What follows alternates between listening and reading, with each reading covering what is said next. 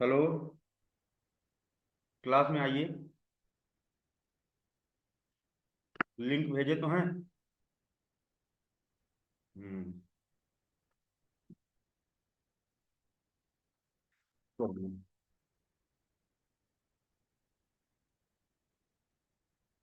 आज की क्लास है हम लोगों का ओशनोग्राफी का जो सेकेंड लेक्चर है, major and minor ocean relief, यानी समुद्र के अंदर किस किस तरह के फीचर्स हमें देखने को मिलते हैं। अगर आपको समुद्र में डुबकी लगवाई जाए, गहरे सागर में एकदम नीचे तक तुम्हें डुबकी लगवाई जाए, है ना, तो आपको क्या क्या देखने को मिलेगा और उन्हें किस नाम से जाना जाता है। यही हमारे आज के चैप्टर का उद्देश्य है, इसी को समझना और जानना। ठीक है, सरल तरह से हमें टॉपिक पता चल गया है ना कि आज क्या पढ़ना है। क्यों रुचि, क्या पढ़ना है आज? रुचि शुक्ला, क्या पढ़ने वाले हैं हम लोग? पहले तो यही पता होना चाहिए कि हम लोग आज पढ़ने क्या वाले हैं। नम्रता, जरा बोल के बताना कि आज हम लोग क्या पढ़ने वाले हैं। कोशिश करो नम्रता, कुछ बोलने की कोशिश करिए, डरना नहीं है। क्या पढ़ने वाले हैं हम लोग आज? नीतू कुमारी बताएंगी आज हम लोग क्या पढ़ने वाले हैं। क्यों नीतू, आज हम लोग क्या पढ़ेंगे? सर, क्या पढ़ने वाले हैं आज हम लोग? प्रमुख और लघु महासागरीय उच्चवन विशेषताएं सर। इसका मतलब क्या है? मतलब कि हाँ। महासागर के बारे में बताने वाले फ्यूचर। हाँ, कि आज हम लोग अगर हम गोताखोर बन जाएं, आज सबके सबको गोताखोर बनाएंगे, है ना। गुड इवनिंग गहरे सर।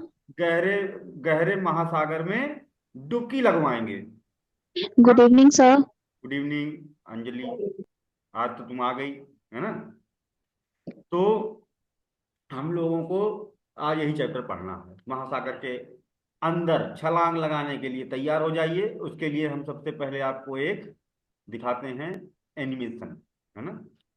एनिमेशन दिखाते हैं।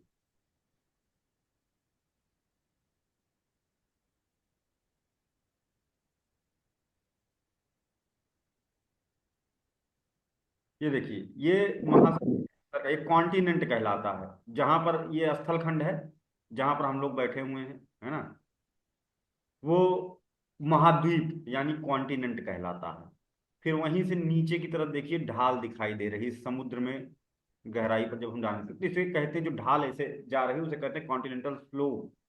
सागर के नीचे, है ना, सागर के नीचे सागरीय पर्वत देखने को मिलेंगे आपको। एक मिनट, ये देखिए, ये होता है ज्वालामुखी, समुद्र के नीचे फूटता है। और वो ज्वालामुखी जब ऊपर की तरफ उठता है, जमता जाता है, पानी के संपर्क में आकर के वो जमता जाता है। और इससे समुद्र के नीचे, है ना, ऊंचे ऊंचे पर्वतों का निर्माण हो जाता है, जिसे हम लोग कहते हैं सागरीय पर्वत, सी माउंटेन।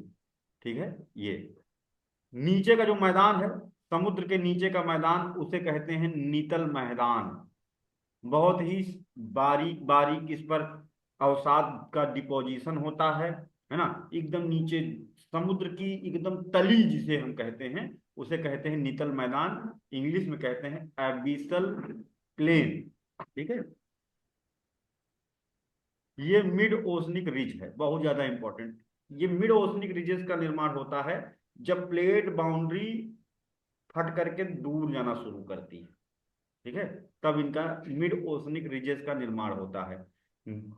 जो सागर की तली है बीच से फट जाती है, और उसके बीच से निकलती है वो वोल्केनिक लावा, और ऊपर उठ करके वो लंबे लंबे पर्वत श्रृंखला का निर्माण करती है। ये पर्वत श्रृंखलाएं समुद्र के नीचे होती हैं, इनकी कुछ चोटियां ऊपर आ जाती हैं, उन्हें हम लोग आइलैंड्स वगैरह भी कहने लगते हैं, है ना।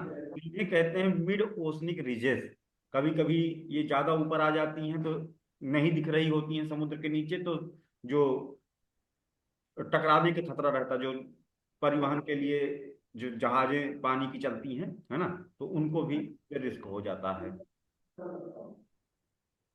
ट्रेंच, महासागर की तली में जो गहरी गहरी गर्तें होती हैं, जहां पर आपस में, कोई है जो नीतू म्यूट कर लो, है ना। महासागर की तली में गहरी गहरी क्या पाई जाती हैं, गर्तें पाई जाती हैं, है ना। जहां पर प्लेटें आपस में टकराती हैं, दो प्लेटें आपस में आके ऐसे टकराती हैं, है ना, तो वहां पर कर्व बन जाता है, इसको ऐसे समझिए।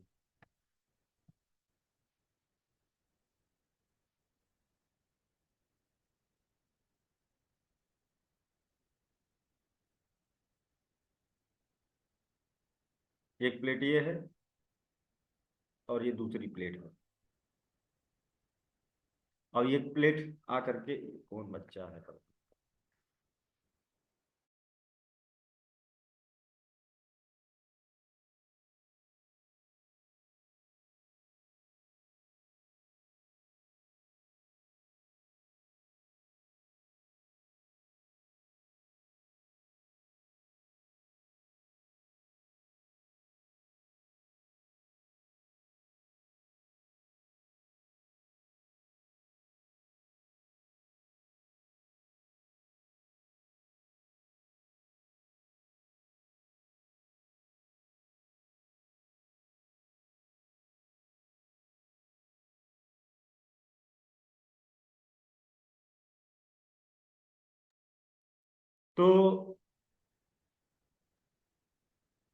यहां पर हम देख रहे हैं कि दो प्लेटें आपस में आके टकरा रही हैं।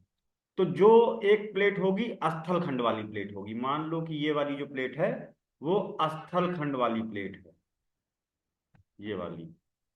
और ये वाली ओसनिक प्लेट है, समुद्र वाली प्लेट है। अब ये दोनों जब आपस में टकराती हैं, तो इनके टकराव से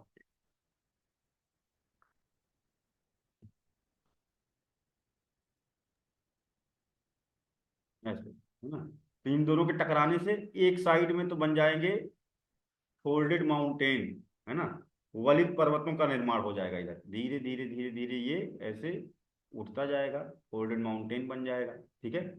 और दूसरी साइड में इधर, क्योंकि हमेशा जो महासागरीय प्लेट होती है ये हमेशा होती है भारी, है ना, तो ये नीचे धंसती चली जाएगी, ये वाली प्लेट इसके नीचे धंसती चली जाएगी, है ना, ऐसे। और यहाँ पर बन जाएंगे कर्व, क्रैक्स पड़ेंगे, ढेर सारे क्रैक्स पड़ जाएंगे ऐसे यहाँ पर। तो जहां पर दो प्लेटें आपस में टकरा रही हैं, वहां पर महासागरीय गर्तों का निर्माण हो जाता है ना। और इधर ये प्लेट, क्योंकि पृथ्वी में जब नीचे हम गहराई में जाने लगते हैं, है ना, तो क्या होता है कि तापमान बढ़ता जाता है। जैसे जैसे आप नीचे जाओगे जमीन के अंदर, वैसे वैसे तापमान बढ़ता जाता है। तो नीचे जब ये प्लेट धंसती है, तो यहाँ भूकंप भी आएगा, भूकंप के झटके भी देखे जाएंगे। इधर ऊपर पर्वत बना हुआ है, और ये पूरा बाद में पिघल जाएगी, ये प्लेट हीट के कारण पिघल जाएगी, और फिर इसी में से फूटेगा ज्वालामुखी। यानी वलित पर्वतों पर तब ज्वालामुखी की कतारें भी देखने को मिलती हैं। और इस साइड में क्या बन जाता है, गर्त बन जाता है, ठीक है। अगर मान लो कि दोनों ही प्लेटें, है ना, कैसी हूं, दोनों प्लेटें ओसनिक हूं, दोनों, इधर की प्लेट भी महासागरीय हो और इधर की प्लेट भी महासागरीय हो, दोनों प्लेटें महासागरीय हो, तब क्या होगा। तो एक महासागर ज्यादा गहरा होता है, एक महासागर कम गहरा होता है अपेक्षाकृत, है ना। तो जो ज्यादा गहरा महासागर होगा, है ना, उस पर वाटर लोड ज्यादा है, उस पर प्रेशर ज्यादा है ना। दोनों ही क्या है, पहले तो ओसनिक है। और ये वाला जो है नीचे फिर बैठना शुरू कर देगा। मान लो ये वाली प्लेट ज्यादा गहरी है, तो ये फिर से पिघलेगी, पिघलेगी तो फिर से न्यू मैग्मा चेम्बर बनेगा, ये पूरा जमीन में धंस गई तो यहाँ पर फिर से ये पिघलेगी। अब पिघलेगी तो इधर तो बन जाएंगी गर्तें, है ना, ऐसे। और इस साइड में क्या होगा, ये वोल्केनिक आइलैंड्स क्रिएट करेगा, ढेर सारे ज्वालामुखी द्वीप और ज्वालामुखी पर्वतों का निर्माण करेगा, है ना। पहले वो छोटे होंगे, सागरीय पर्वत होंगे, फिर ये और उठेंगे, फिर और उठेंगे, फिर और उठेंगे तो ऊपर दिखने लगेंगे, तो उन्हें कहेंगे, उस पर लोग रहने लगेंगे, कहेंगे द्वीप है। वो और उठ जाएगा तो कहेगा सागरीय पर्वत है ना, ये सी माउंटेन बन जाएगा। तो ढेर सारे ज्वालामुखी द्वीपों का निर्माण हो जाता है। नॉन सबडक्टेड प्लेट, जो प्लेट नहीं धसी हुई है उस पर ढेर सारे ज्वालामुखी द्वीप, उन्हें कहते हैं आर्चीपेलागो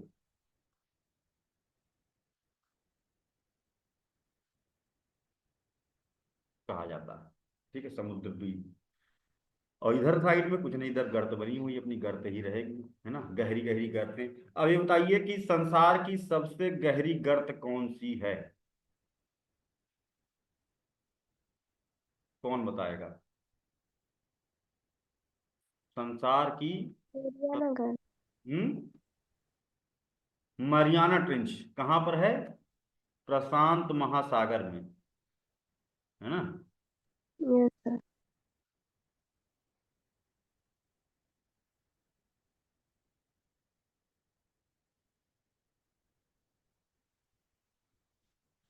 ठीक है, आगे बढ़ते हैं हम लोग। यहाँ आ जाते हैं, महासागर को थोड़ा समझते हैं, है ना। ओशन टूर अभी हम लोग किए ही हैं, महासागर के बारे में थोड़ा जानते हैं, फिर उसकी गहराई में चलते हैं। महासागर उच्चावच विशेषताएं महाद्वीपीय विशेषताओं से काफी भिन्न है, क्योंकि महासागरीय परत 60 से 70 मिलियन वर्ष से कम पुरानी है ना। जबकि महाद्वीपीय विशेषताएं क्या है, 1 अरब वर्ष पुरानी। हम जानते हैं कि महासागर बाद में बना था, पहले पृथ्वी पर पानी नहीं था। पृथ्वी सूर्य से अलग हुई थी, है ना। प्लाज्मा, सूर्य से प्लाज्मा अलग हुआ था।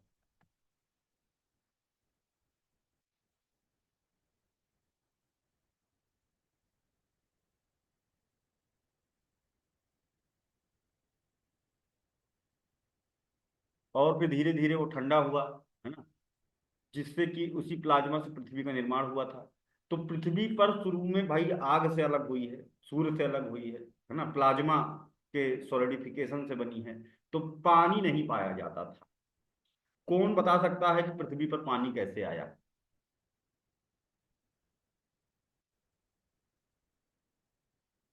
कैसे आया होगा पानी?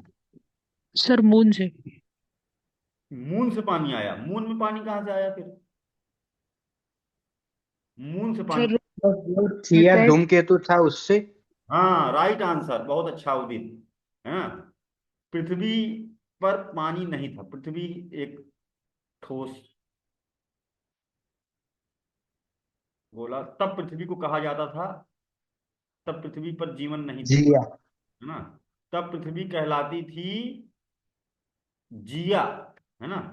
जब पृथ्वी पर पानी वगैरह नहीं था, जीवन भी नहीं था, है ना, बहुत सारे ज्वालामुखी पृथ्वी पर करोड़ों साल तक फूटते रहे, है ना, तब पृथ्वी को कहते थे जिया।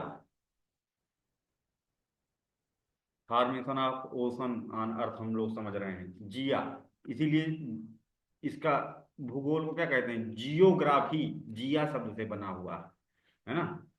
फिर इससे आकर के एक कॉमेट, कुछ लोग गलत लिखते हैं एस्टेरॉइड, है ना।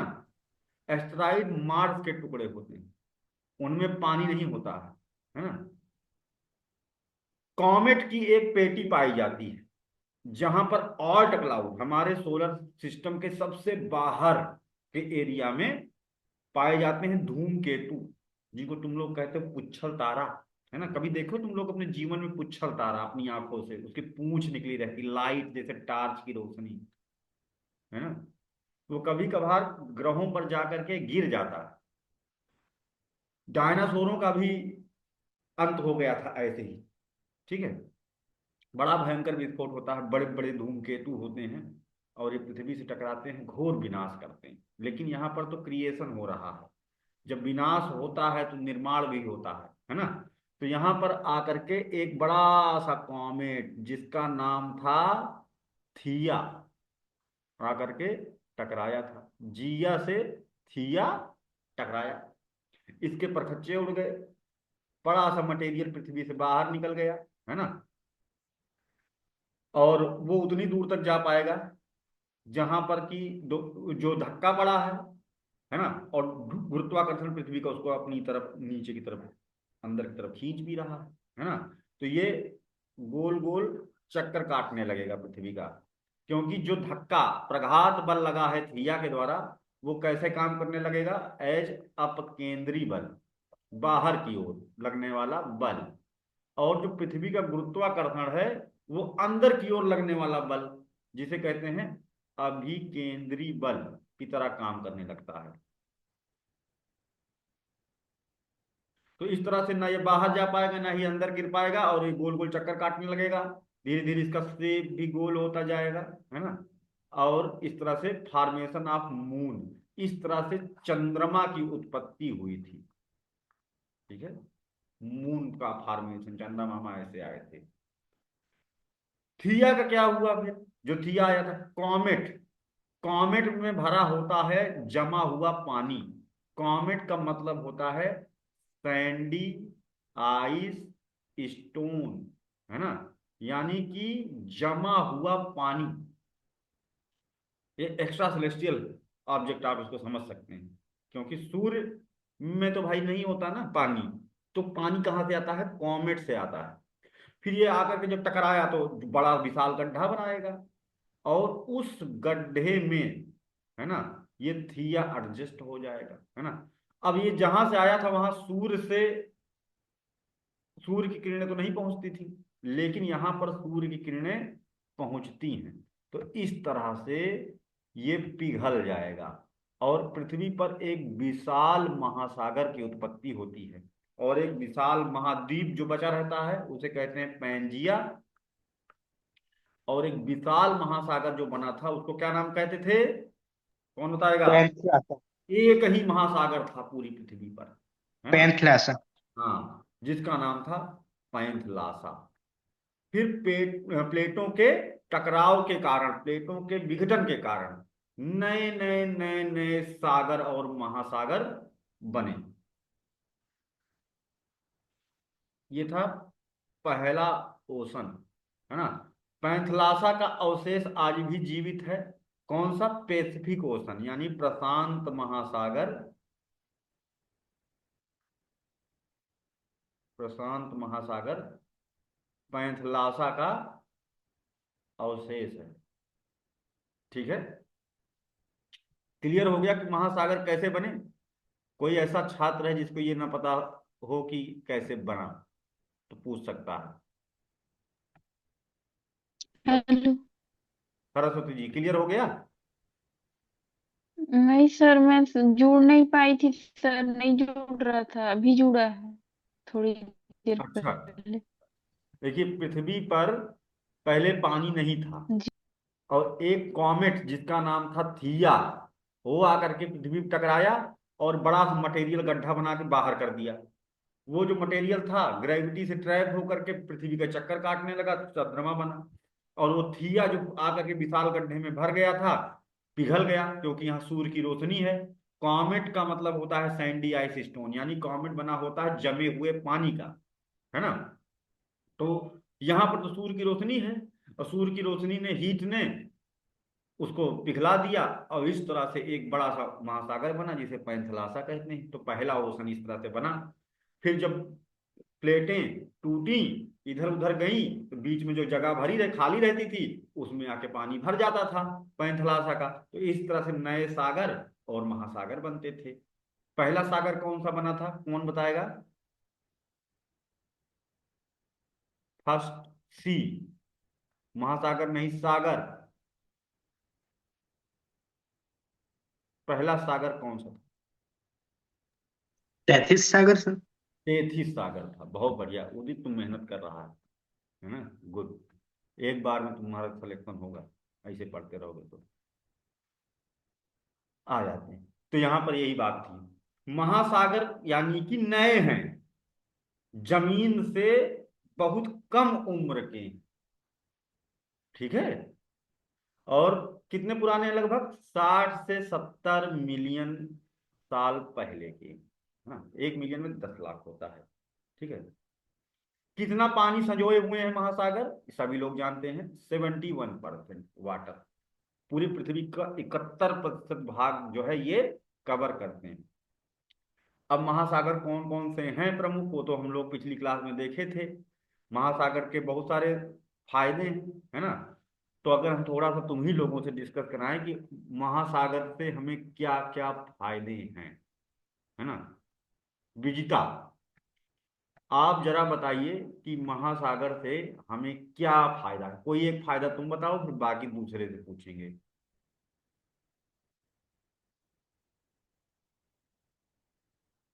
Vijita, yes sir. महासागर से तुम्हें क्या लगता है कि हम इंसानों को फायदा। तो महासागर से सोचो,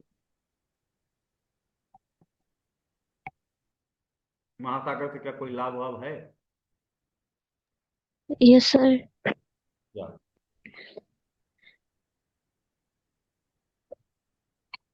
सोचो और बताओ।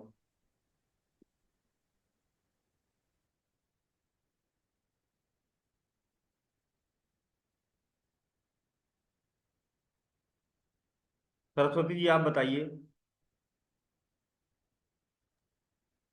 सर हम लोग को फूड मटेरियल मिलता है, जैसे मछली वगैरह सब। महासागर से शैवाल वगैरह भी मिलता है।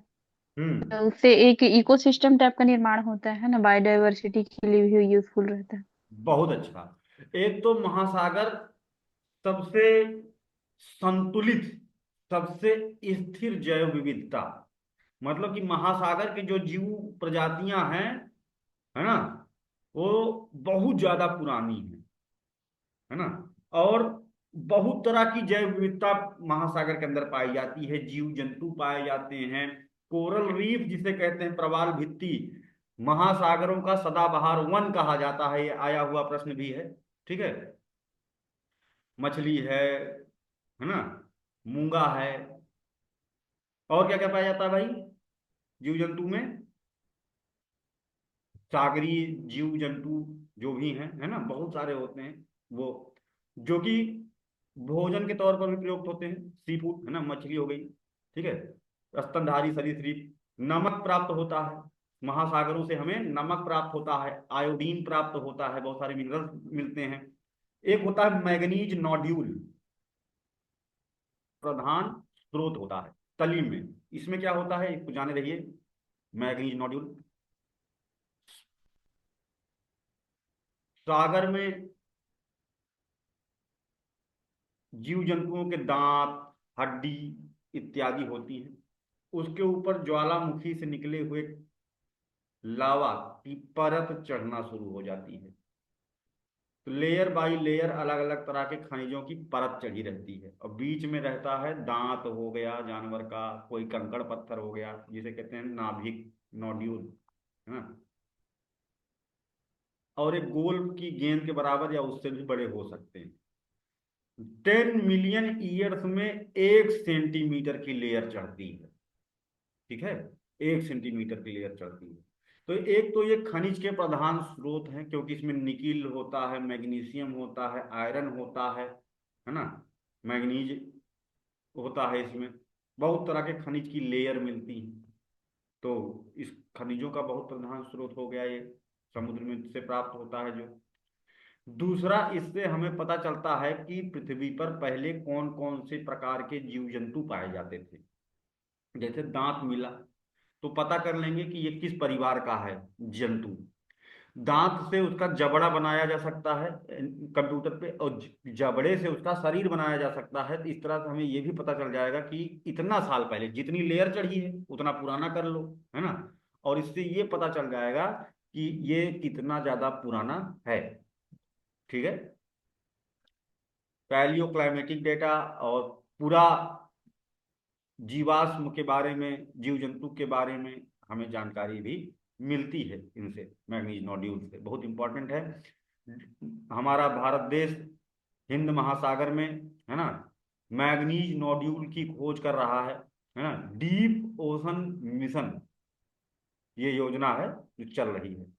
वहां से खूब सारा हम लोग निकालेंगे मैग्नीज नोड्यूल, अध्ययन वगैरह करेंगे, यही सब करेंगे। इसके अतिरिक्त महासागरों में ज्वार आते हैं, टाइड, है ना, जो बिजली बनाने में भी काम आते हैं। ठीक है, साथ ही साथ ज्वारों से हमें और भी बहुत सारे लाभ होते हैं। महासागर को शुद्ध करके रखता है ज्वार, है ना। टाइड एंड एब्स नाम का एक लेक्चर था जिसमें इसके बारे में चर्चा हुई। ठीक है, ज्वार आने में क्या सबसे खास चीज होती है भाई? कौन लाता है ज्वार? सूर्य या चंद्रमा या दोनों का समेकित गुरुत्वाकर्षण बल और यस। पृथ्वी के सेंट्रीफ्यूगल फोर्स, अपकेंद्री बल के कारण, है ना, ज्वार आते हैं। ठीक है, आगे। समुद्र के नीचे हमें जो है खाड़ियां, है ना, सागरीय पर्वत इत्यादि इत्यादि मिलेंगे।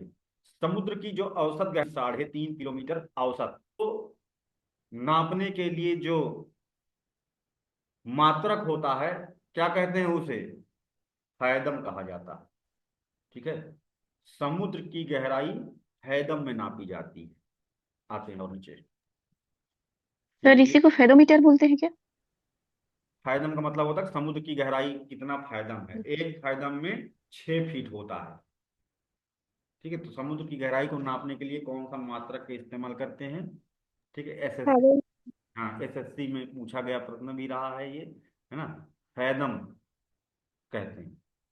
ठीक है, अब यहाँ पर हम लोग एक फोटो देख रहे हैं जिसमें हम लोग देख रहे हैं समुद्र के अंदर का दृश्य, जो अभी हम लोग जिसका एनिमेशन भी में भी देखे थे। जो लोग नहीं आए थे एक बार फिर से देख लीजिए, है ना।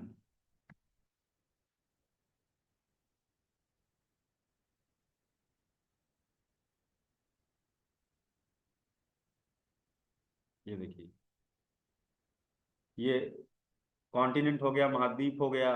फिर उसके नीचे का जो ढाल वाला एरिया है उसे कॉन्टिनेंटल स्लोप कहते हैं। नीचे सागरीय पर्वत पाया जा रहा है। एकदम मैदान भाग नितल मैदान कहलाता है। ये बीच में मध्य महासागरीय कटक हैं। ये गहरी गहरी गर्तें हैं, है ना। ये कॉन्टिनेंटल शेल्फ है, महाद्वीपीय निमग्न तट है। और ये द्वीप है, लेकिन बाहर ऊपर निकल आया वो सागरीय पर्वत, तो उसे कहेंगे द्वीप। और उन द्वीपों पर पाए जाते हैं ज्वालामुखी, क्योंकि इनका निर्माण ही ज्वालामुखी से हुआ। ये देखिए, ये अब इनमें एक एक को हमें पढ़ना है, एक एक को समझना है बारी बारी से। ठीक है, ये जो नाम है, ये क्या चीजें होती हैं, इनकी क्या भूमिका है, यही चीजें हम लोग को समझना है। ठीक है, आज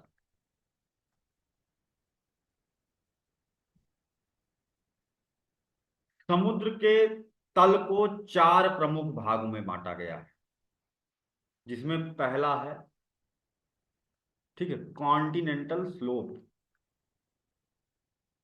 ठीक, कॉन्टिनेंटल सेल्फ, ठीक है, सेल्फ, महाद्वीपीय मग्न तट। दूसरा होता है कॉन्टिनेंटल स्लोप, ढलान, महाद्वीपीय ढलान। तीसरा होता है एबिसल प्लेन, यानी एकदम नीचे का जो मैदान है ना। और ये होती हैं ट्रेंचेस, गहरी महासागरीय गर्तें। इसके अतिरिक्त भी और भी चीजें होती हैं जो हम लोग अभी बारी बारी से देखेंगे। ये देखिए, ये सारा वही फोटो है, डिटेल्ड फोटो है। इसमें एक ही फोटो में आपको पूरा ये चैप्टर देख सकते हैं। ठीक है, आगे बढ़ते हैं। तो सबसे पहला नंबर लगाएंगे हम लोग, यहाँ खूब क्वेश्चन पूछा जाता है, महाद्वीपीय मग्न तट। इसको हम यहाँ बनाकर समझा देते हैं अलग से।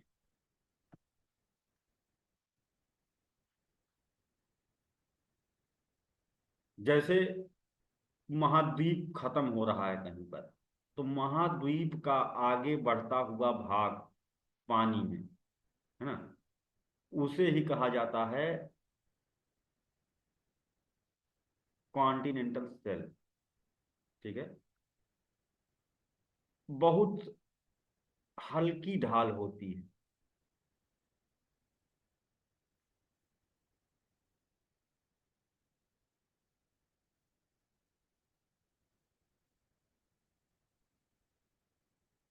ये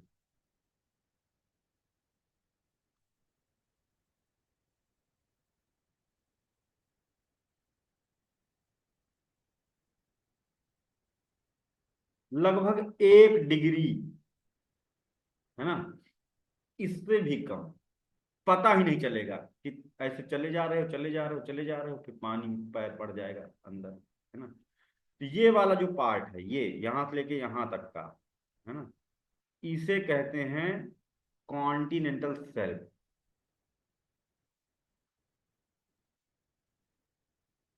और जिस देश की कॉन्टिनेंटल शेल्फ ज्यादा बड़ी होती है उसको बहुत सारे लाभ देती है, क्योंकि पूरी दुनिया का लगभग 25% तेल यहीं से निकाला जाता है।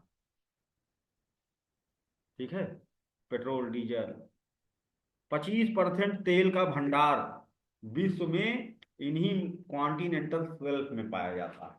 पहला फायदा। दूसरा फायदा कि यहाँ पर पानी की जहाज के आवागमन के लिए उत्तम बंदरगाह व्यवस्था देखने को मिलती है। यहाँ पर ये इंपॉर्टेंट सीपोर्ट बनते हैं। तीसरी चीज, मत्स्याखेट, मछली मारने में भी यहाँ पर सहूलियत होती है बड़े पैमाने पर, क्योंकि छिछला पानी है, और जहाँ छिछला पानी होता है वहां पर बहुत सारी मछलियां पाई जाती हैं, है ना, जिससे कि मछुआरों को लाभ होता है। ठीक है, और लोगों को भोजन प्राप्त होता है। इसके अतिरिक्त यहाँ पर कोरल रीफ पाया जाता है, क्योंकि कोरल रीफ बहुत गहरे पानी में नहीं पाया जा सकता। उसका कारण है कि उसे चाहिए होती है सूर्य की रोशनी, प्रवाल भित्ति, और प्रवाल भित्तियों में सागर का 25% जैव विविधता, यानी कि अगर पूरे सागर में 100 जीव हैं तो प्रवाल भित्ति अकेले में 25 प्रकार का जीव पाया जाता है ना। प्रवाल भित्ति, कोरल रीफ जिसे कहा जाता है, यहाँ पर बड़े पैमाने पर पाए जाते हैं। तो यहाँ पर स्कूबा डाइविंग भी होती है, फिल्म की शूटिंग होती है, टूरिज्म के लिए बड़ा इंपॉर्टेंट होता है ना। तो इसका अपना अलग लाभ है कॉन्टिनेंटल शेल्फ का। और ढाल प्रवणता बहुत कम होती है, 1 डिग्री केवल होती है बस। ये देखिए, ये उथला समुद्र और खाड़ियां हैं। जितना भी महासागर है उसका कितना परसेंट भाग महाद्वीपीय मग्न तट में आता है, तो यहाँ पूछा नहीं गया है बात, है ना, भाग जो है इसका आता है। इसकी ढाल प्रवणता 1 डिग्री या उससे भी तीव्र ढलान पर समाप्त होता है, जिसे सेल्फ ब्रेक कहा जाता है। अब इसे समझते हैं क्या हो। जहां से ये ढाल जैसे ऐसी थी, अचानक से ढाल बढ़ जाए, समुद्र, ये कॉन्टिनेंटल शेल्फ ऐसे था, अब यहीं से अचानक से ढाल बढ़ जाए, तो जहां से ढाल बढ़ जाएगी उसे कहते हैं सेल्फ ब्रेक। ये देखिए, ये जगह, ये यहीं से ढाल प्रवणता तेजी से बढ़ गई है ना, तो इसे कहते हैं सेल्फ ब्रेक। यहीं ब्रेक लग गया सेल्फ पर। फिर वहां से शुरू हो जाती है क्या, कॉन्टिनेंटल स्लोप, ढलान स्टार्ट हो जाती है, वहीं से ढाल शुरू हो जाती है। कॉन्टिनेंटल स्लोप, स्लोप ग्रेडियंट इसका ज्यादा है। ठीक है, 2 से 5 डिग्री या उससे भी ज्यादा, कहीं पर तो खड़ी ढाल है, जैसे अंटार्कटिका पर खड़ी ढाल है। कॉन्टिनेंटल शेल्फ नहीं है अंटार्कटिका में, इसीलिए वहां बंदरगाह नहीं है ना, बड़ा दिक्कत है, सीधा एकदम समुद्र में एंट्री है। वहां कॉन्टिनेंटल शेल्फ नहीं है, स्लोप है सीधे, इसलिए वहां पर पानी की जो जहाज होती हैं उनको अपना लंगर डालने में बहुत ही समस्या उत्पन्न होती है। इसीलिए कोई अच्छे बंदरगाह नहीं है अंटार्कटिका पर, रिसर्च वगैरह करने जाने में बहुत आसान नहीं है। आते हैं नीचे, इनका निर्माण कैसे होता है। नदियां हैं, नदियां ढेर सारा मटेरियल लेके आ रही हैं, सेडिमेंट लेकर के आ रही हैं, और वो गिराती जाती हैं, जिससे कि इनका निर्माण होता जाता है। ये तो ये कई तरह की होती है, जैसे हिमाच्छादित की बहुत ज्यादा ठंडक पड़ती है, यानी ध्रुवीय क्षेत्रों में या उप ध्रुवीय क्षेत्रों में, तो वहां पर कॉन्टिनेंटल शेल्फ के ऊपर बर्फ जमी हुई रहती है, तो उसे कहते हैं, है ना, हिमाच्छादित शेल्फ, यानी जहां ग्रीनलैंड में जैसे, है ना, शेल्फ जिस पर कि बहुत सारे कोरल रीफ पाए हैं, मूंगा चट्टान शेल्फ जिसे कह सकते हो आप। किसी नदी के डेल्टाई क्षेत्र करती है ना, तो उसे कहते हैं एक बड़ी नदी का सेल, जिसे अबिसल जलोढ़ पंख यहाँ पर आपको देखने को मिलेंगे, ढेर सारे जलोढ़ पंख पानी के अंदर। अबिसल नदी जैसे गंगा ब्रह्मपुत्र का डेल्टा जहाँ है, वहां पानी में जब आप नीचे जाएंगे उतरेंगे तो आपको वैसा ही डेल्टा पानी के अंदर भी देखने को मिलता है। ये सेडिमेंट गाद लेके के आ रही नदियां वहां पर डिपॉजिट कर देती हैं, जिस कारण से इन सेल्फ का निर्माण होता है। अब कभी कभी इनका जो निर्माण होता है वृक्ष के समान घाटियों वाला यही होता है, ठीक है। अब मान लो कि वहां पर कोई फोल्डेड माउंटेन है, उस पहाड़ का अंतिम सिरा समुद्र में अगर एंटर कर रहा है, तो उन्हें कहते हैं युवा पर्वत श्रृंखलाओं की सेल। ये भी पेपर के लिए बहुत इंपॉर्टेंट नहीं है, आज तक कभी पूछा नहीं गया, ठीक है। ये बात इंपॉर्टेंट है कि यहाँ पर 25% अपने भारत में भी, अपने भारत में आंध्र प्रदेश के काकीनाडा, है ना, काकीनाडा से कॉन्टिनेंटल शेल्फ से सेल गैस एक्सर्शन हाइड्रेशन किया जाता है। और इसके लिए अनुबंध किससे किया गया है, मतलब हम लोग के पास अपनी टेक्नोलॉजी नहीं है, तो हम लोग किराए पर लगाए हैं रोबोटिक सेल गैस हाइड्रेशन, है ना, सेंटर है यहाँ पर, जो किसकी मदद से बनाया गया है, ये बनाया गया है रूस, ठीक है, रूस की नाडा में लगाया गया cell gas, robotic cell gas hydration centre है, वो किसने लगाया है, रूस ने लगाया, ठीक है। उसके बाद हमने देखा था जहां पर सेल्फ ब्रेक हो जाती है, अचानक से ढाल प्रवणता बढ़ जाती है, 2 से 5 डिग्री हो जाती है ना। कॉन्टिनेंटल सेल्फ की गहराई होती है औसतन x, यानी कह लो कि आप 200 मीटर के करीब तक भी आप कह सकते हैं, है ना।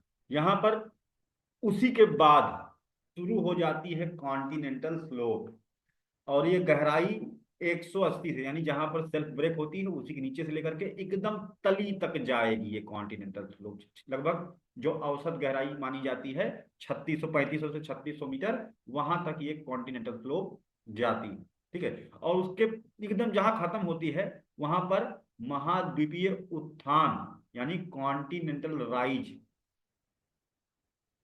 भी देखने को मिलता है। आते हैं इधर, देखते हैं ये क्या चीज है। ये यहाँ पर ऊपर से जो नदी वगैरह से अवसाद, जीवाश्म इत्यादि इत्यादि यहाँ डिपॉजिट होते जाते हैं, तो धीरे धीरे यहाँ पर जहाँ खत्म हो रही है सेल्फ, यहाँ पर कुछ भाग सेडिमेंटेशन के कारण ऊपर उठा हुआ दिखाई देता है, ये सब कचरा आकर के यहीं पर डिपॉजिट हुआ है। तो इसे ही जो अवसादन की प्रक्रिया से कॉन्टिनेंटल स्लोप के एंड पार्ट में मटेरियल इकट्ठा हो जाता है, इसे ही कहा जाता है ना, महाद्वीपीय उभार या कॉन्टिनेंटल स्लोप। ये अंत है किसी महाद्वीप का, इसे कहते हैं राइज, उठा हुआ है राइज, है ना। ये देखिए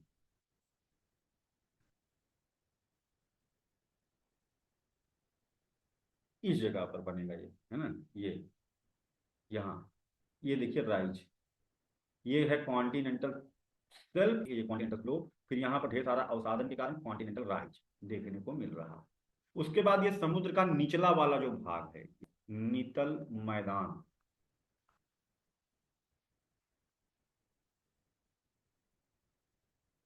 नितल मैदान कहलाता है। समुद्र के नीचे से ज्वालामुखी फूटने से जिन पर्वतों का निर्माण हो रहा है ना, उन्हें कहते हैं नितल पहाड़ी, नितल पहाड़ी।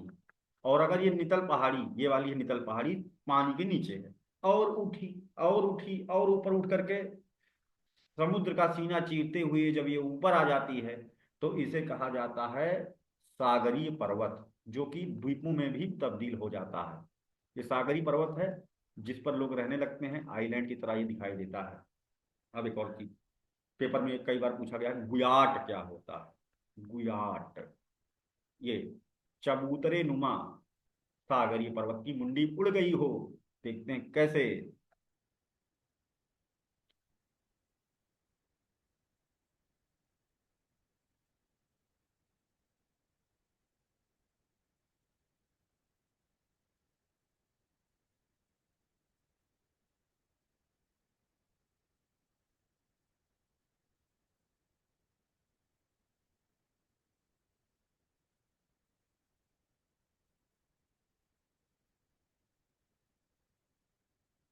यहां पर कोई सागरीय पर्वत उठ रहा था और वहां पर बहुत सारी टाइडल एक्टिविटीज हो रही हो, ज्वार भाटा आ रहा हो, है ना, महासागरीय धारा चल रही हो, ओशन करंट जो है चल रही हो। तो लगभग 200 मीटर तक का ओशन करंट गहराई में चलती है। तो वो घिस घिस करके, है ना, जो सागरीय पर्वत होता है उसको ऐसा बना देती है, ऊपर जैसे टेबल टाइप का रहता है, यानी कि उसकी जो मुंडी होती है टाइडल एक्टिविटीज के कारण और महासागरीय धाराओं के कारण कट जाती। तो ये बेचारा ऐसे दिखने लगता है ना। ऊंचे चबूतरे नुमा स्थलाकृति का निर्माण अपर्दन के कारण हो जाता है।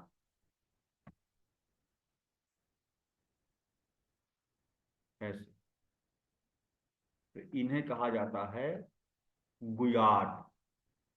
ये गुयाट कहलाता है। ये इंपॉर्टेंट है, पूछा गया है। अगर पूछा जाए गुयाट क्या होता है ना, तो क्या बताएंगे? सरस्वती जी आप बताइए गुयाट क्या होता है, बताइए।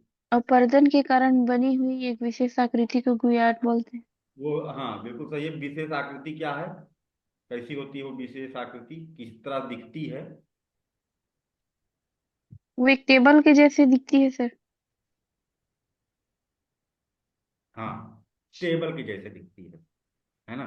वो पहले कभी पहाड़ था जो ऊंचा उठना बंद हो गया, ज्वालामुखी पहाड़ रहा होगा वो, है ना। अब ऊंचा उठना बंद हो गया तब उसका मौत शुरू हो गई है, घिस घिस के कट गई। ठीक है, तो इसलिए वो फ्लैट टॉप रीजन की तरह दिखाई देता है। ये वही है महाद्वीपीय उत्थान, कॉन्टिनेंटल राइज, जिसके बारे में भी हमने चर्चा किया। ठीक है, एकदम नीचे स्लोप जहां पर खत्म होती है वहीं पर ये फिर से उठने लगती है ऐसे। और ढलान 0.5 डिग्री से 1 डिग्री के बीच रह जाती है, मतलब अचानक से ढलान खत्म सी हो जाती है, 1 डिग्री से भी कम, है ना, खत्म सी हो जाती है यहाँ पर ढलान। अगला है सागरीय मैदान। ये देखिए, गहरे समुद्र का मैदान, रसातल कहते हैं, है ना, एकदम नीचे का फ्लोर, है ना, समुद्र का फ्लोर कह सकते हो आप इसे, है ना। ये कितना एरिया है, इंपॉर्टेंट है। ये पूरे समुद्र का 40% है ना। और इसमें ये पाया जाता है लगभग औसतन 3600 मीटर की गहराई पर, है ना, औसतन। बाकी प्रशांत महासागर में ये 6 मीटर, 6000 मीटर यानी 6 किलोमीटर की गहराई तक पाया जाता है, कहीं 5000 किलोमीटर गहराई तक पाया जाता है, कहीं 2500, कहीं 1000। औसतन 3600 मीटर की गहराई किया जाता है। यहाँ पर वही सब मैग्नीज नोड्यूल, इसको बार बार बता रहा हूँ, इंपॉर्टेंट है, पाया जाता है। गाद, मिट्टी, बारीक तलछटे कण इत्यादि से ये बना होता है। और इसमें एक्स्ट्रा सेलेस्टियल यानी परग्रही अवसाद भी पाया जाता है। ये कहाँ से आता होगा? मतलब कि दूसरे जगह का, है ना, यानी एस्टेरॉइड हो सकता है, कॉमेट हो सकता है। वो हमेशा हमारे वायुमंडल में प्रवेश जब करते हैं तो वो जल के नष्ट हो जाते हैं, धूल के कणों में बदल जाते हैं। फिर ये धूल के कण धीरे धीरे धीरे धीरे नीचे बैठते हैं और सर्वाधिक मात्रा में ये समुद्र की तली में जाकर के बैठ जाते हैं। ठीक है। कौन सी वायुमंडलीय परत है जिसमें जब कोई कॉमेट या जब कोई एस्टेरॉइड मेटेरॉइड इंटर करता है तो उसमें आग लग जाती है और जल करके नष्ट हो जाता है? पृथ्वी की कौन सी ये प्रोटेक्टिव लेयर है जो ऐसा करती है? बताइए।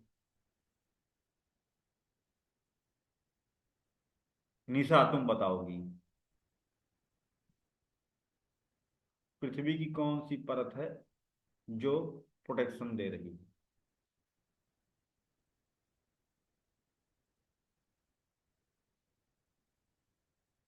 आर्यन सैनी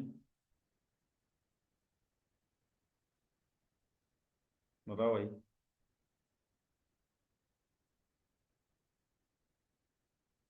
क्यों आर्यन?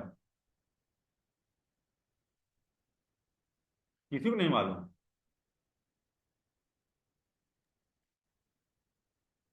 ये मालूम। नीरू, निशा तुम बताओ। क्वेश्चन रिपीट करना था।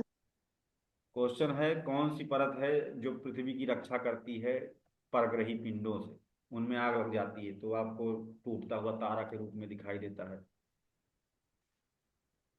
अगर 1 किलोमीटर या उससे कम साइज का है तब तो वो हवा में ही वहीं उसी परत में जल के नष्ट हो जाएगा। लेकिन अगर ज्यादा बड़ा है तो उतना बचा हुआ पार्ट धरती पर गिरता भी है, समुद्र में गिरता है। सबसे ज्यादा, है ना, ये रूस में गिरते हैं और सबसे ज्यादा प्रशांत महासागर में। ठीक है। तो ये था समुद्र। स्ट्रेटोस्फेयर। मेजोस्फीयर, हाँ। सही उत्तर है मध्यमंडल। मध्यमंडल। ये देखिए, महासागरीय गर्तें, अभी थोड़ी देर पहले हमने डिस्कस किया था कि जहां पर प्लेटें आपस में टकराती हैं वहां पर ट्रेंचेस बन जाती हैं ऐसे। सबसे गहरी कौन सी है? मरियाना गर्त, है ना।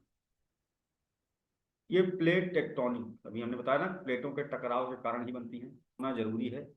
दूसरी प्लेट चाहे महासागरीय हो तब भी महासागरीय प्लेट जो धंस रही होती है ना, उस पर क्रैक पड़ जाते हैं, क्रैक पड़ जाते हैं और उस कारण से इन गर्तों का निर्माण होता है।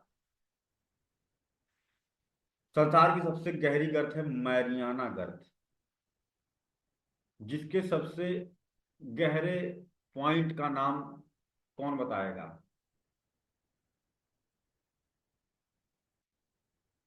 ये पेपर में पूछा गया है, छोटे एग्जाम्स में और पीसीएस में भी पूछा जाता है।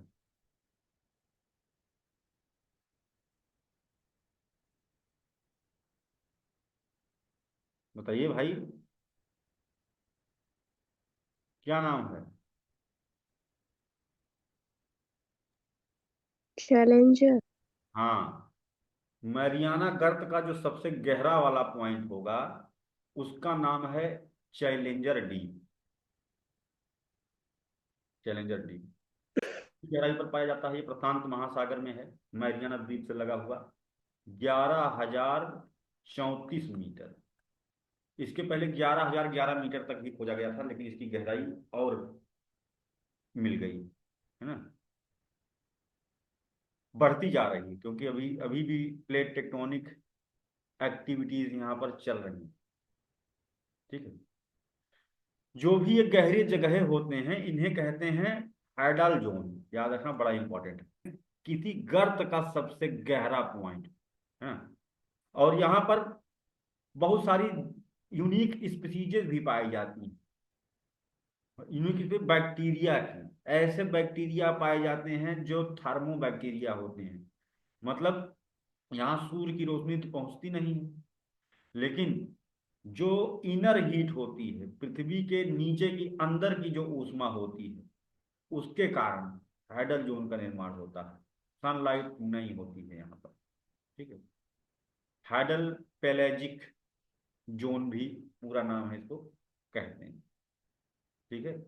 इसके अतिरिक्त पेपर में क्वेश्चन बनते हैं कौन सी गर्त कहाँ है, उसका एक नोट्स आपको दिया जाएगा कौन सी गर्त कहाँ पर। ठीक है। दूसरा है आपकी टोंगा निका।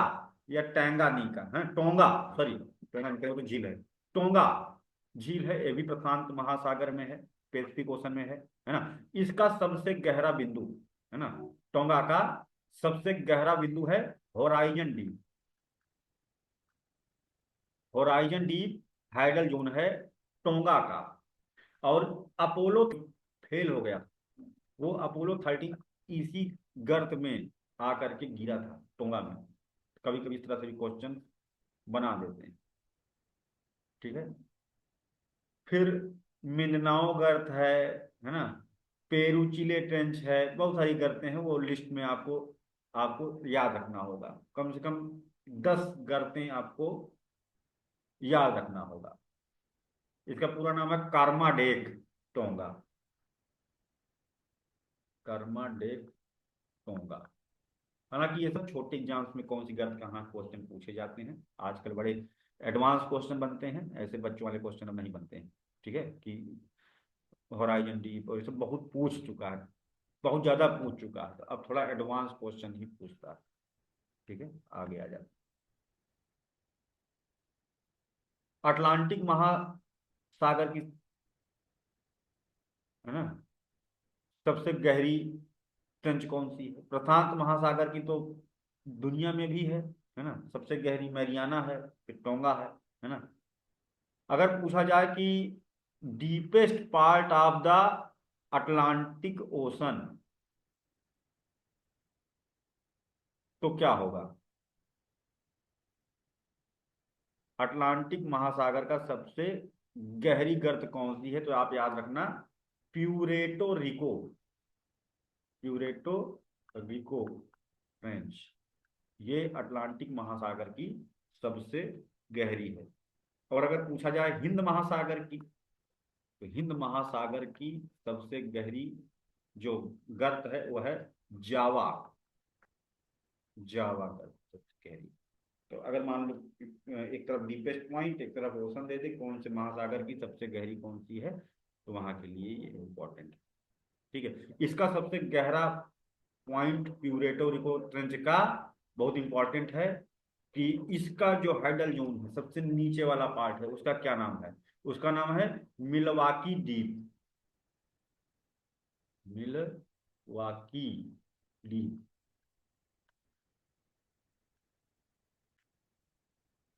प्यूरेटो रिको का सबसे गहरा पार्ट।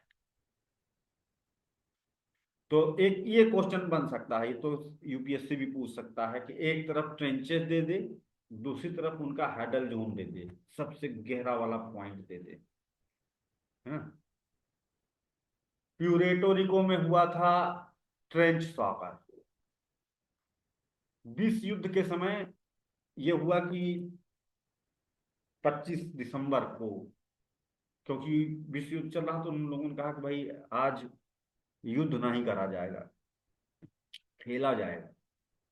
और एक लोहे की फुटबॉल, है ना, स्ट्रेंच में डालना था, निकालना था, उसमें बहुत सारे लोग मर गए थे एक ही दिन में, बहुत सारी सेना इसी खेल में समाप्त हो गई थी। ट्रेंच सॉकर कहा जाता है।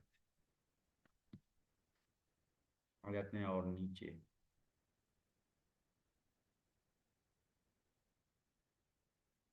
अगला है, इसी माउंटेन तो हम लोग पढ़ ही डाले, सागरी पर्वत ऊपर उठता है ना, नोट्स में लिखा है, आप पढ़ लीजिए बाद में। मिड ओशनिक रीचेस, देखते हैं ये कैसे बनती है।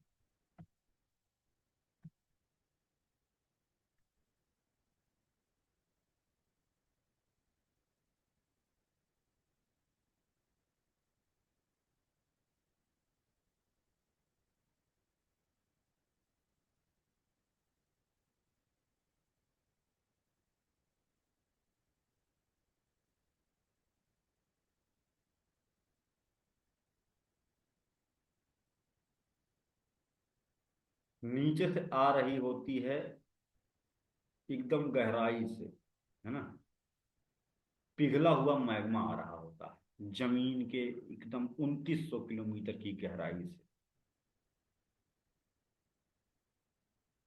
ये पिघला हुआ मैग्मा सकरी दरारों से होता हुआ ऊपर चढ़ता है, और आकर के प्लेट से टकराता है, चाहे जैसी भी प्लेट हो आगे टकराता है। मैग्मा की संकरी दरार को, जिसमें से ये मैग्मा ऊपर उठ रहा है पिघल करके, इसे कहा जाता है प्लूम। इसे प्लूम कहते हैं। जहां पर आकर के टकराता है वहां पर ये पिघलाना शुरू करता है। प्लेट को क्या करना शुरू करेगा, भाई गरम गरम है तो जाहिर सी बात है पिघलाना शुरू करेगा। इस पॉइंट को कहा जाता है हॉट स्पॉट।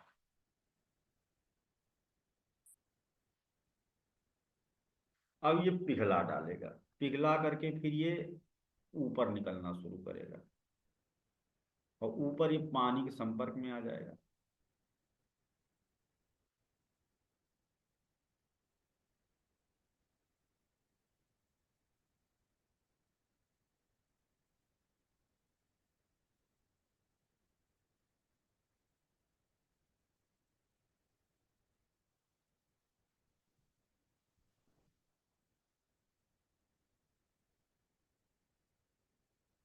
ये ऐसे।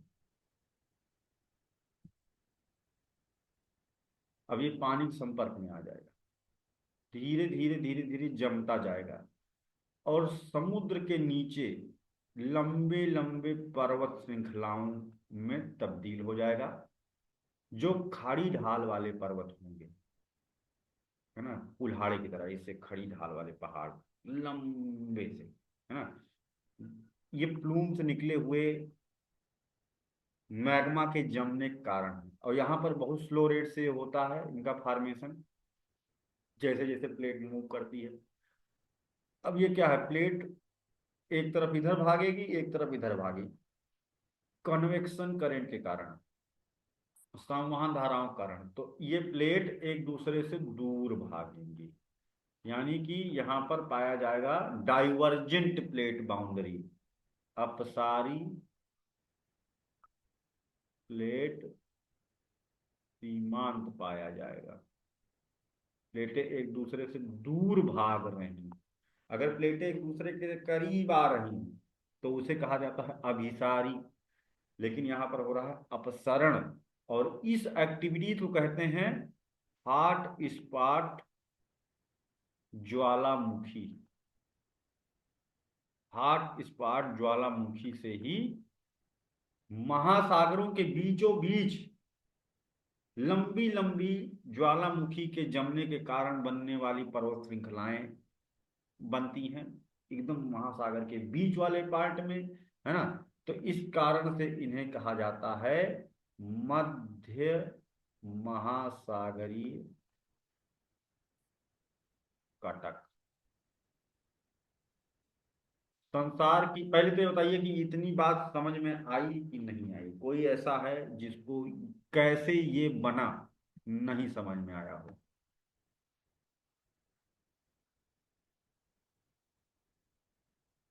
सरस्वती जी आया? जी आगे। रुचि शुक्ला, नीतू, सर इसको फिर से बोलिए ना सर। फिर से बोले? जी सर। क्या नहीं समझ में आया बताओ। सर हमने यहाँ पे अच्छे से सुन नहीं पाया। अरे सुन नहीं पाया, तुम्हारा गलती, ध्यान पूर्वक बैठो ना, एक ही चीज। ध्यान तो है क्या सर? हाँ ठीक है।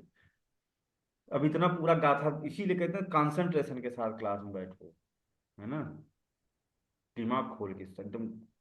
तुम तो सो गई थी क्या अभी तुम फिर से नीतू? नहीं सर। ये कहती सर आज पढ़ाते तो हमको इतना बढ़िया नींद आता है, मजा आ जाता है। सर उस दिन फीवर लगा हुआ था, दवा खाए थे ना, इसलिए अच्छा सो गए अच्छा। थे। अच्छा, वैसे नहीं सोती हूँ। ठीक है, देखो नीचे पृथ्वी के नीचे से, है ना, लगभग 2900 किलोमीटर की गहराई से बहुत सारा संकरी दरारों से चीरता हुआ मैग्मा ऊपर उठता है। और वो मैग्मा उठ करके प्लेट से टकराता है, जहां टकराता है उसे हॉट स्पॉट कहते हैं। फिर उसे पिघलाते हुए वो और ऊपर उठाता है, तो ऊपर कोई सागर या महासागर होता है जिसके पानी के संपर्क में आने से वो जमना शुरू हो जाता है।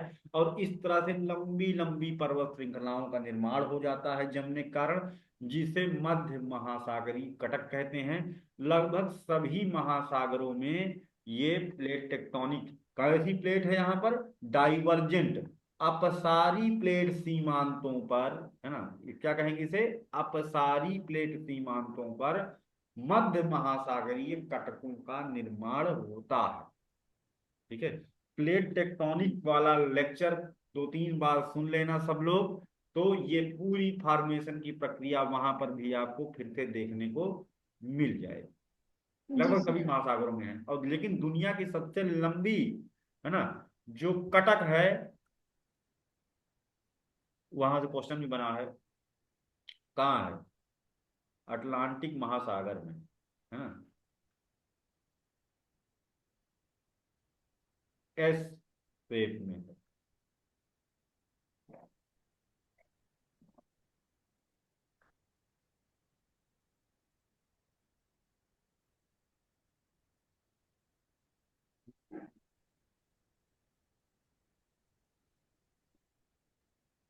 ये है अटलांटिक महासागर, और यहाँ पर एस शेप में समुद्र के नीचे ऐसे है।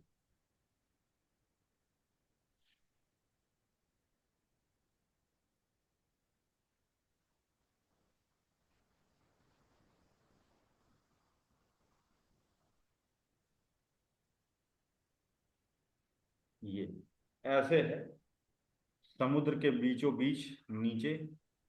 संसार का सबसे लंबी पर्वत श्रृंखला यही है, लेकिन ये पानी के नीचे है तो इसलिए हम इसको नहीं गिनते हैं सबसे लंबी में। लेकिन इस संसार की सबसे बड़ी कटक है जिसका नाम है मध्य अटलांटिक कटक। यूपी पीसीएस में यहाँ से एक क्वेश्चन आया था, बड़ा कठिन क्वेश्चन था, क्योंकि लोगों का दिमाग नहीं जाता था। यहाँ ऊपर देखिए शंकर जी त्रिशूल जैसा कुछ दिख रहा है, यानी इस कटक के 3 जो है शाखाएं फूटी हुई हैं। इसका एक नाम है जो अलग से पेपर में पूछा जाता है, वो नाम आपको याद रखना है। पेपर में पूछा, टेलीग्राफी चैनल, क्या नाम है इसका, टेलीग्राफी कटक है, टेलीग्राफी रिज। ये पूछा गया था कि टेलीग्राफी कटक निम्नलिखित में से किस महासागर में पाई जाती है। ठीक है, इसी तरह से चार्ल्सबर्ग रिज कहाँ पाई जाती है। चार्ल्सबर्ग कटक पेपर में पूछी गई है कि चार्ल्स, मिलान करने के लिए आया था क्वेश्चन। मिड पैसिफिक रिज नाम से पता चलता है ना, कहाँ पर पाया जाता है। ठीक है, मिलॉकी रिज ये दक्षिणी प्रशांत महासागर में पाया जाता है। हिंद महासागर में पाई जाती है चार्ल्सबर्ग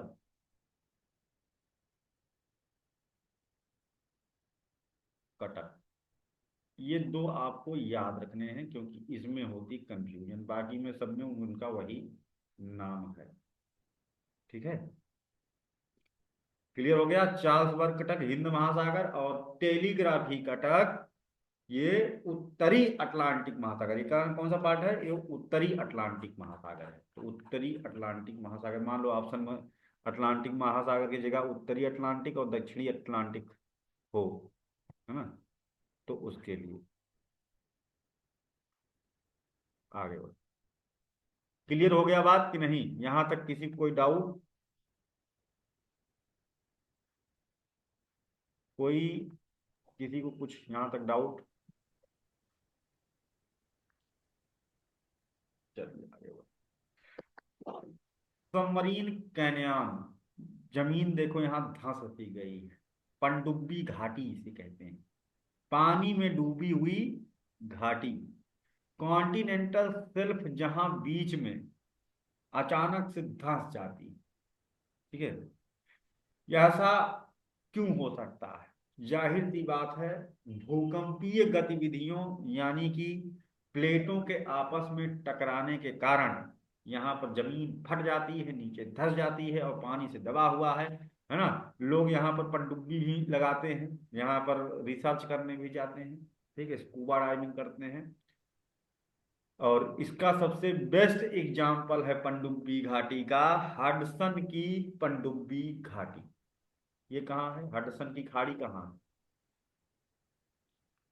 कनाडा, है ना? ये इधर अमेरिका महाद्वीप, उत्तर अमेरिका महाद्वीप से लगी हुई है हडसन की खाड़ी, वहाँ। गोयोट के बारे में भी हमने चर्चा किया ही था, है ना? गोयोट्स क्या होते हैं? टेबल माउंटेन होते हैं, है ना? और 200 मीटर से अधिक नीचे, क्योंकि 200 मीटर के ऊपर जब बढ़ने लगते हैं तो वही इनकी कटाई शुरू हो जाती है, क्योंकि वहाँ टाइड चलते हैं, ओशन करंट चलती है।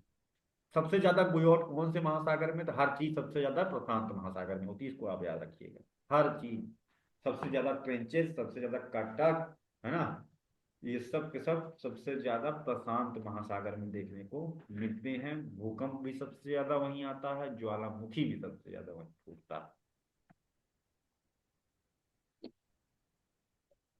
प्रवाल द्वीप, मूंगा एटॉल, यहां पर हम देख रहे हैं कोरल रीफ से घिरा हुआ आइलैंड। भारत में भी ऐसे आइलैंड देखने को मिलते हैं।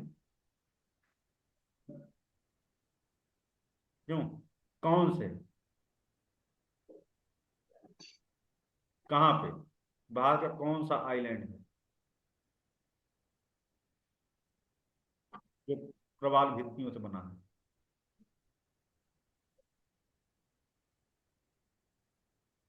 ये देखिए कितना खूबसूरत एक है। लक्षद्वीप, ठीक है, लक्षद्वीप, ठीक है। लक्षद्वीप। जो जो द्वीपों का, उनके चारों तरफ प्रवाल भित्तियां होती हैं, ठीक है। प्रवाल भित्ति क्या होती है? प्रवाल भित्ति होती है, एक होता है मूंगा, है ना, और एक होता है एल्गी, ठीक है। एक होता है प्रवाल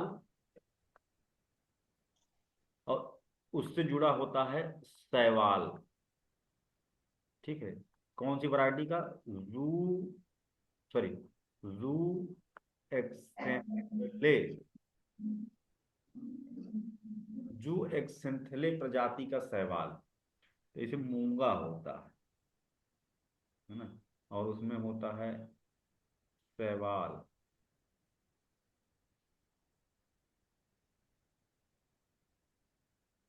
पानी के अंदर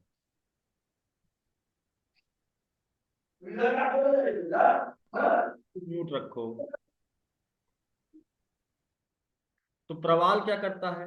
ये समुद्र में जो जीव जंतु हैं उनकी हड्डियों को चाट चाट करके बनाता है पॉलिप, कैल्शियम कार्बोनेट निकालता है और उससे बनाता है पॉलिप, और उससे धीरे धीरे वो अपना घरौंदा बनाता है। यानी ढेर सारे ऐसे घरौंदे इकट्ठे दिखाई देते हैं, बड़ा सा पहाड़ जैसा, है ना। तो उसे कहते हैं प्रवाल भित्ति, यानी ये घर बनाता है कैल्शियम कार्बोनेट हड्डियों से निकाल के, जो जीव जंतु मर गए हैं। और खनिज खींच करके पानी से एल्गी के देगा, घर बनाएगा, सब्जी लाएगा, है ना। जो शैवाल है ये सूर्य की रोशनी से, है ना, सूर्य की रोशनी से क्या बनाएगा? खाना बनाएगा और दोनों मिल बांट के खाएगा। यानी कि ये लोग के बीच में कैसा संबंध है? सिम्बियोटिक, ठीक है, सिम्बियोटिकली अटैच्ड है, अन्योन्याश्रयी संबंध, कि एक नहीं तो दूसरा अपने आप मर जाएगा। इन दोनों में से कोई एक मरने लगे तो बाकी दूसरा भी खत्म हो जाता है। तो इसका रंग जो होता है, जो भी रंग का होता है, लाल, हरा, नीला, है ना, ये वापस से फिर सफेद होने लगता है। जैसे जैसे कोरल मरने लगते हैं वैसे वैसे सफेद होने लगता है कोरल रीफ, जिसे कि हम लोग फिर क्या कहते हैं?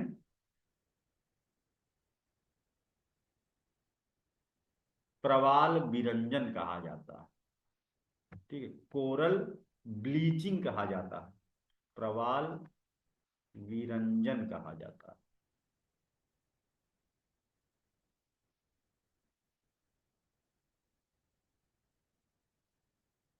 ठीक है। कोरल ब्लीचिंग के कई कारण हैं। पॉल्यूशन, प्रदूषण के कारण समाप्त हो जाता है।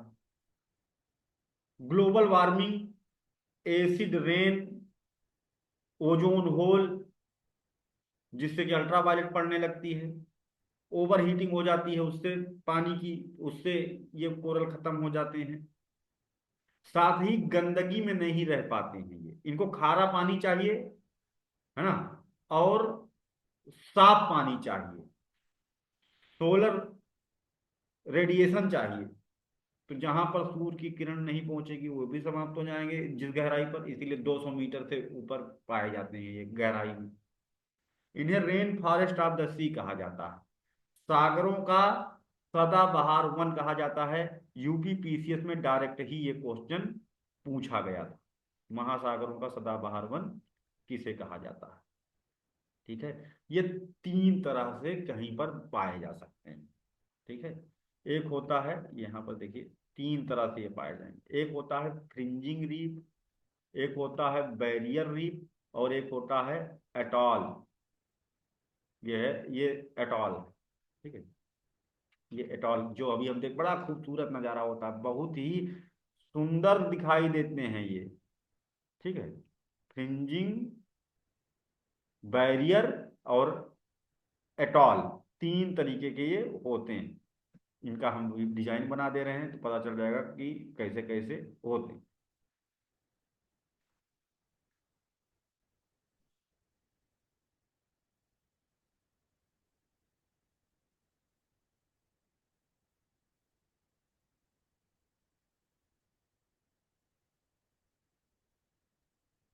लक्षद्वीप में बहुत सारे एटॉल और फ्रिंजिंग रीफ दोनों ही देखने को मिलते हैं।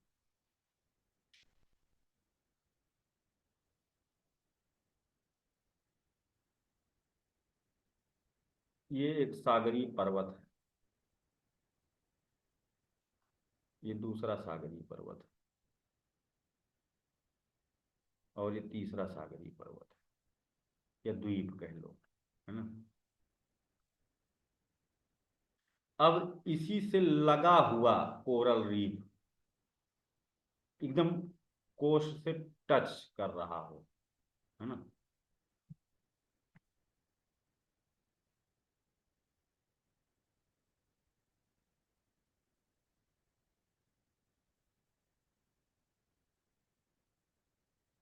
तो इसे कहेंगे फ्रिंजिंग। ये एकदम उसी से टच कर रहा है कोस्ट।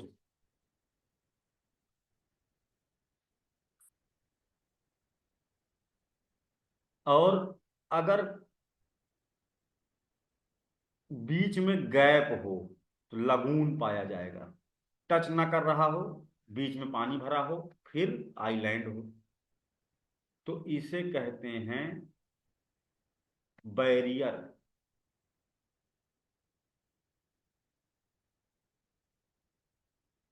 ये है बैरियर।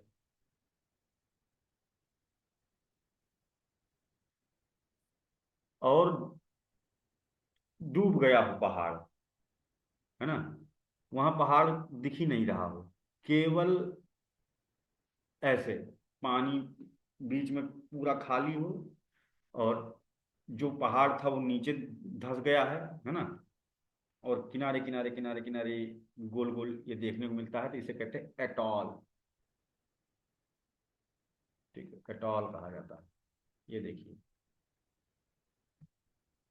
ये देखिए, ये है एक खूबसूरत ओरिजिनल फोटो एटॉल की, किनारे किनारे, और बीच में कितना खूबसूरत सा दिव्य नज़ारा देखने को मिल रहा है पानी का, है ना। जेली फिश वैसे रहती हैं जो रात में भी रोशनी बना करके रखती हैं, बड़ा ही सुंदर सा दृश्य देखने को यहाँ मिलता है ना।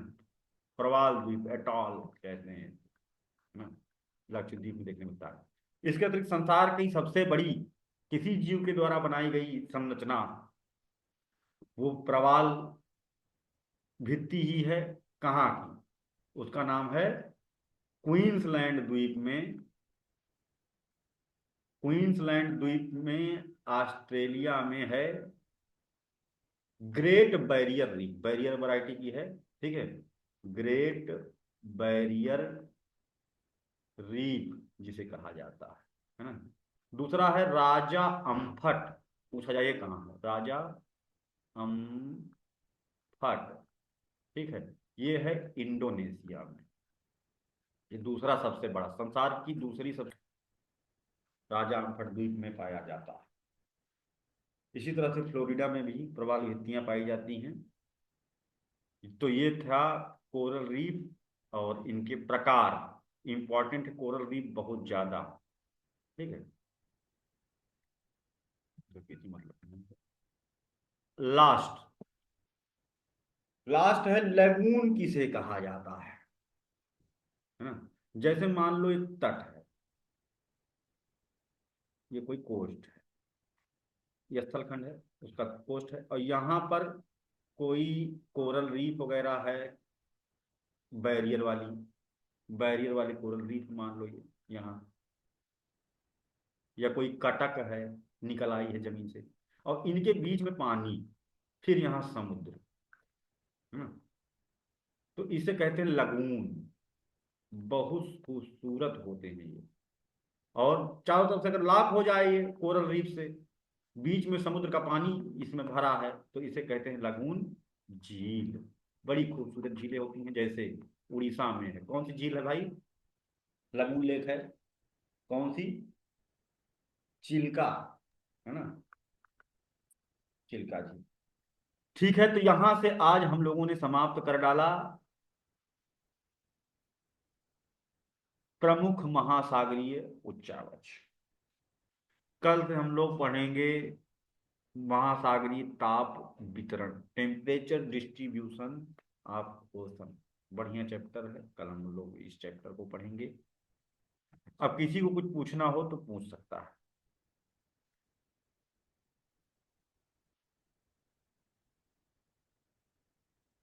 चलिए ठीक।